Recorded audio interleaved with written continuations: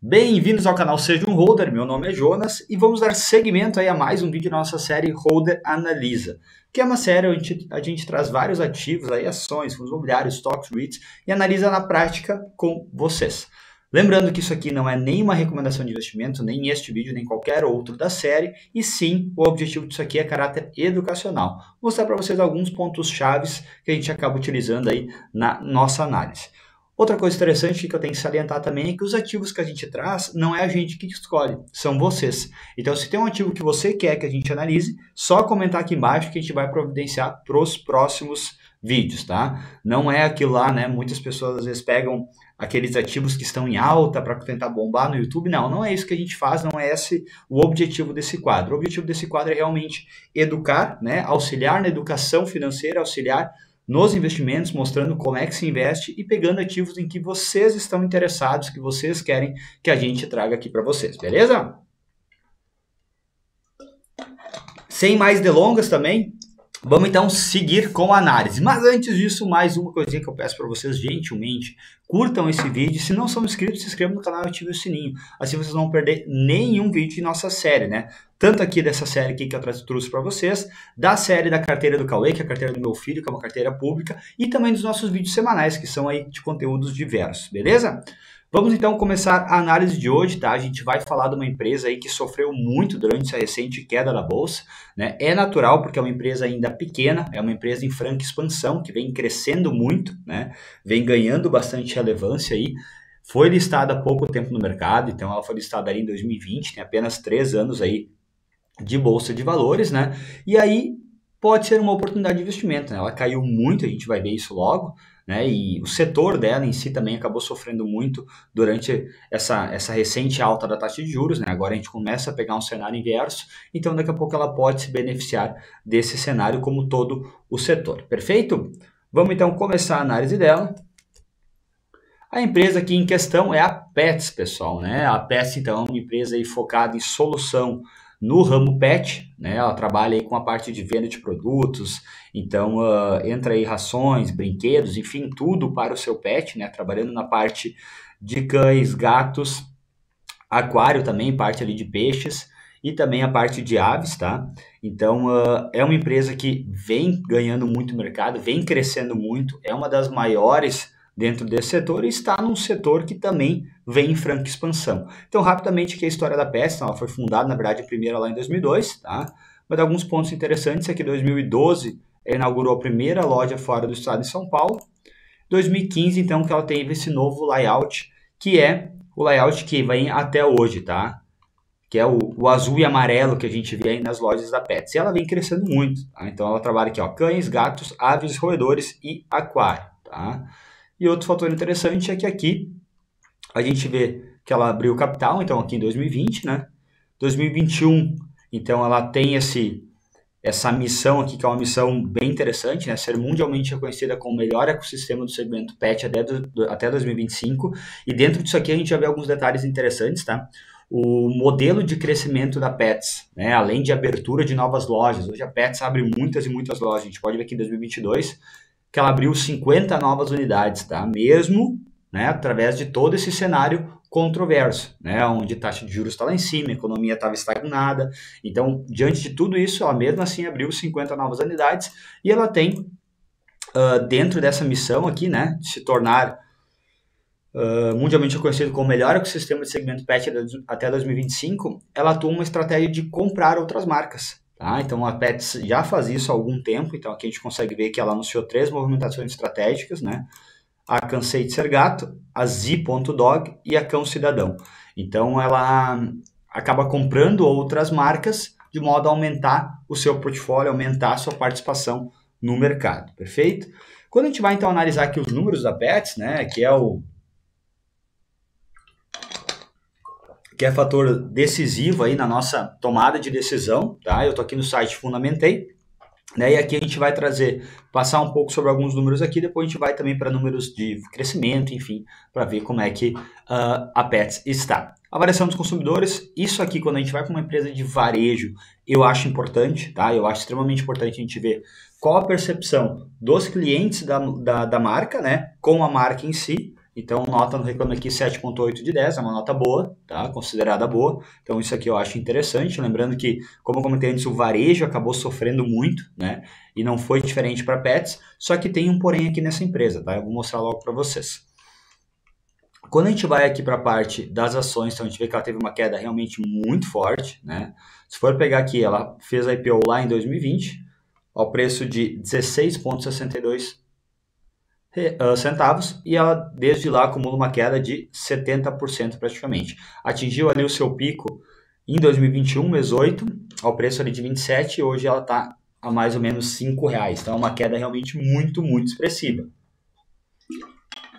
E aí, como eu comentei, dentro desse setor, o setor inteiro sofreu muito, né, pessoal? As empresas de varejo acabaram sofrendo demais, que é natural durante esse cenário. E a questão não é nem só a empresa por ser do varejo, mas também por ser uma empresa pequena, uma small cap, que recém fez IPO, que está em franca expansão, é uma empresa focada em crescimento. Então, essas empresas que são focadas em crescimento, durante cenários de baixa, é natural que ela tenha quedas mais relevantes, né, do que uma empresa mais consolidada. Então, ela sim, sofreu muito, né, sua cotação caiu muito, mas aqui está um fator bem interessante, pessoal. Quando a gente vai ver os seus números, ela não teve uma queda tão expressiva assim, ainda mais se comparado com outras empresas do setor, né? Se a gente vai pegar o varejão mesmo ali, Magazine Luiza, Via Varejo, a gente vê que os resultados foram horríveis, teve uma queda absurda nos resultados. Quando a gente pega Pets, por estar no varejo também, ela também apresentou essa queda na sua cotação, mas nos seus números não foi tanto assim. E por que, né, como uma empresa que nem essa não sofreu tanto nos seus números? Por que isso aconteceu? Por alguns motivos, pessoal. Primeiro motivo, o setor que ela está inserido, né? Hoje, você que está em casa me assistindo, bem provável você tem algum cachorro, algum gato, um peixinho, enfim, você tem algum animal de estimação, né? Então, o setor que ela está inserida é um setor em franca expansão. É um setor que tem uma probabilidade de crescimento muito grande aqui no nosso país. Sem falar que hoje muito cachorro, gato, enfim, vive melhor que o ser humano, né? Então, antigamente, o que o dono do pet fazia? Comprava, né, ração e dava água. Desculpa, pessoal. Isso era basicamente o que se tinha para o pet. Hoje não. Hoje é brinquedo, hoje a ração tem que ser lá, depende, a raça do cachorro tem que ser ração X, né? Tem caminha, tem outros acessórios, tem veterinário seguido, tem banho, tem tosa, e a Pets engloba tudo isso, tá? Então, o setor do qual ela está inserido fez com que ela conseguisse manter, né, um pouco o seu resultado, pelo menos não sua cotação caiu, mas seu resultado manteve ali um resultado legal, tá? Na minha concepção, tá, pessoal? O meu cenário aqui. Então, isso não impactou tanto no resultado da empresa, de fato. Além do que, a gestão da empresa, né? Para mim, uma gestão muito bem feita durante esse cenário controverso. Então, quando a gente vai pegar aqui a relação cotação-lucro líquido, a gente vê que o lucro líquido, sim, teve uma queda, tá? É natural, nesse cenário, né? 2022, 2023, mas a cotação ela caiu muito mais do que o lucro líquido, né? A cotação acabou desabando, e então pode ser daqui a pouco uma possibilidade, né, da gente olhar com bons olhos a Pets nesse novo cenário, tá? Claro, pessoal, embora isso aqui esteja um pouco descolado, uma coisa que a gente tem que ver é que ela está sendo negociada a um preço-lucro de 62 vezes, tá? Mas logo a gente vai entrar nisso aqui. Outra questão, então, quando a gente vai ver a questão dos números mesmo da Pets, né, a gente vê aqui que a receita operacional dela é 100% varejo, tá? Aqui também, poderia estar mais bem especificado, né, o que vem realmente da parte de produto e o que vem da parte de serviço, porque a Pets também tem questão de veterinária, né, pessoal, tem clínica veterinária, então isso aqui no Fundamentei não está bem especificado.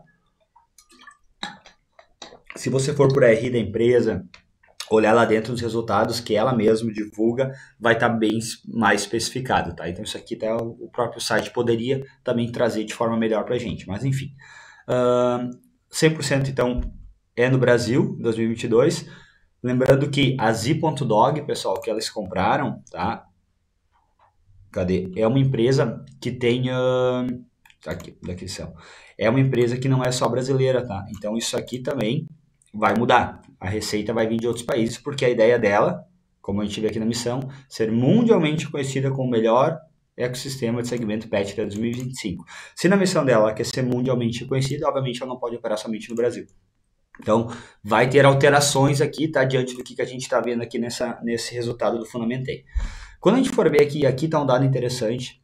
Mesmo com todo o cenário conturbado, a gente vê que a receita dela aumentou muito bem, pessoal. receita dela saiu aqui em 2020 ali, que foi o ano fatídico, né, de 1,4 bi para 3 bi agora em 2023, se a gente vai pegar os últimos resultados. A gente vê que o EBITDA dela cresceu bastante também, tá?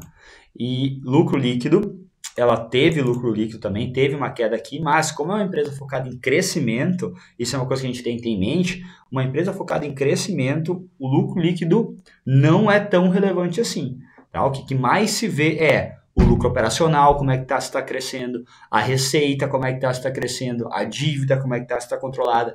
E quando a gente vai pegar esses cenários da Perts, a gente vê resultados muito positivos. Então, mesmo a receita crescendo legal, o EBITDA crescendo, e aqui tem muitos críticos que falam, mas ela tinha que crescer mais. Pô, ela está diante de todo um cenário controverso para o crescimento.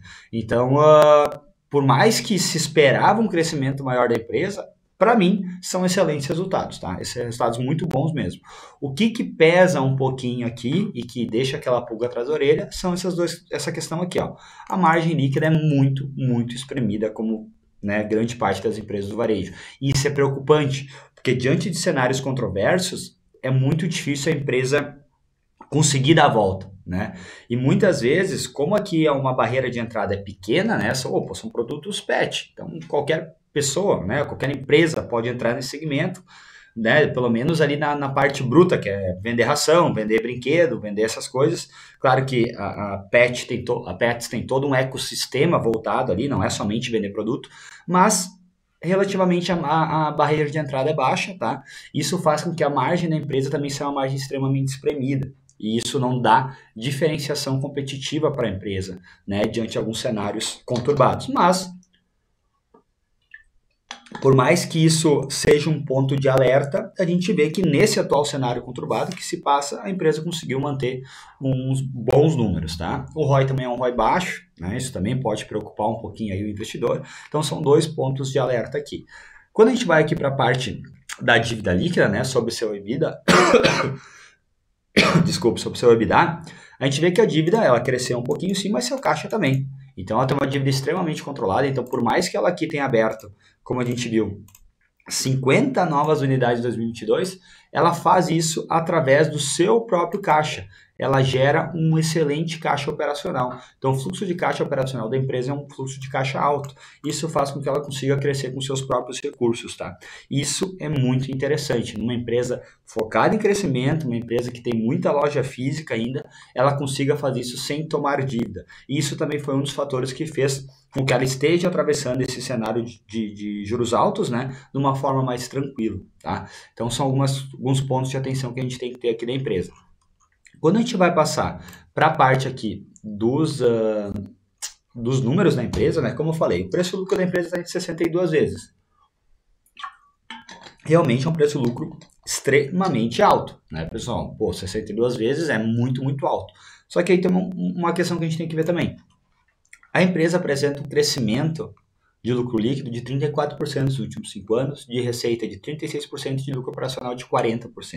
Então, quando a gente vai daqui a pouco ajustar, né, se a Pets consegue manter esse CAGR de crescimento pelos próximos anos, se a gente vai ajustar isso ao preço-lucro atual, a gente pode daqui a pouco chegar ali numa conclusão de que ela não está tão acima assim do seu preço, né? Porque ela apresenta crescimento e volta a dizer, está apresentando crescimento diante de um cenário conturbado.